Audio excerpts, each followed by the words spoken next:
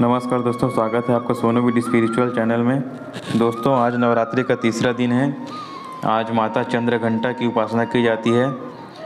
माँ दुर्गा जी की तीसरी शक्ति का नाम चंद्रघंटा है। नवरात्रि उपासना में तीसरे दिन की पूजा का अत्यधिक महत्व है और इस दिन इन्हीं के विग्रह का पूजन आराधन किया जाता है। इस दिन सादा कमल मणिपुर चक्र में प्रविष्ट होता है। माँ चंद्रघंटा की कृपा से अलौकिक वस्तुओं के दर्शन होते हैं, दिव्य सुगंधियों का अनुभव होता है तथा विविध प्रकार की दिव्य ध्वनियाँ सुनाई देती है।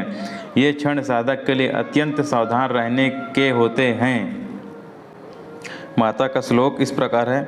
पिंडज प्रवरारूढ़ा चंडकोपास्त्र कैर्युता प्रसादम तनुते महम चंद्रघंटेति विस्तृता।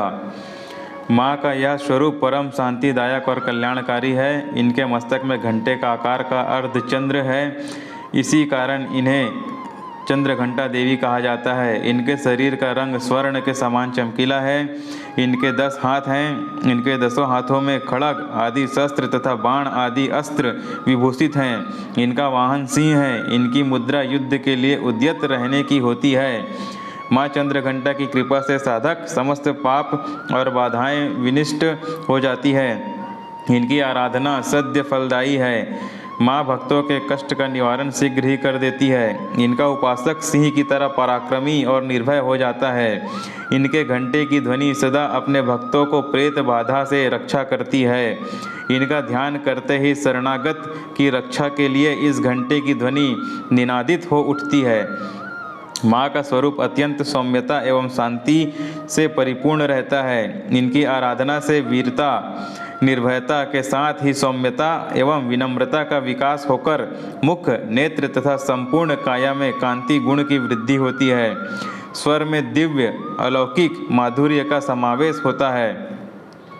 माँ चंद्रघंटा के भक्त और उपासक जहाँ भी जाते हैं, लोग उन्हें देखकर शांति और सुख का अनुभव करते हैं। माँ के आराधक के शरीर से दिव्य प्रकाशयुक्त परमाणुओं का अदृश्य विकिरण होता रहता है। यह दिव्य क्रिया साधारण चक्षुओं से दिखाई नहीं देती, किंतु साधक और उसके संपर्क में आने वाले लोग इस बात का अनुभव भली भांति करते रहते हैं। विद्यार्थियों के लिए माँ साक्षात विद्या प्रदान करने वाली है। वहीं देवी साधक की भी सभी प्रकार से रक्षा करती है। हमें चाहिए कि अपने मन, वचन, कर्म एवं काया को विहित विधि विधान के अनुसार पूर्णतः परिशुद्ध एवं पवित्र करके माँ चंद्रघंटा के शरणागत होकर उनकी उपासना आराधना में तत्पर हो। उनकी उपासना से हम समस्त सांसारिक कष्टों से विमुक्त होकर सहज ही परम पद के अधिकारी बन सकते हैं।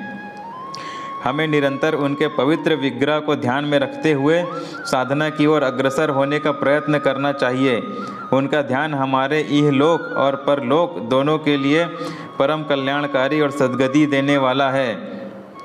प्रत्येक सर्वसाधारण के लिए आराधना योग्य यह श्लोक सरल और स्पष्ट है, जो अभी मैं आपको बताऊंगा श्लोक।